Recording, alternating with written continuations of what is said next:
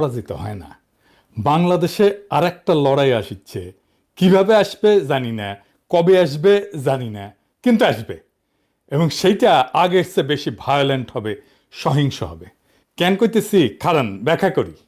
অনেকে কয় আমি নাকি বাংলাদেশটারে অশান্ত করে রাখিছি, এটা শুনে হাসুম না কান্দুম বুঝবার পারি না। এই মালগুলার ভাব এমন, আমি চুপ করে থাকলে, ফেসবুকে না লিখলে বাংলাদেশ শান্তিতে থাকলে হইনি। আমার যদি এতই হ্যাডম থাকে, ক্ষমতা থাকে, তাহলে তো পুরা বাংলাদেশের মন্ত্রিসভার আমার বাড়ির সামনে এসে আমার পাও ধরে বসে থাকা উচিত।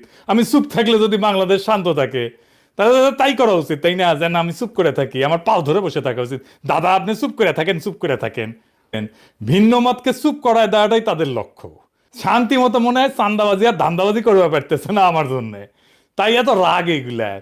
বাংলার লুথার কিংও দেশে এসে কইছিল শান্তি আর স্থিতিশীলতার কথা। আমাদেরকে কয়েকদিন আগের নিউজ, দেশের বিভিন্ন নদ নদী থেকে 7 দিনে 17 জনের মরদেহ উদ্ধার হয়েছে।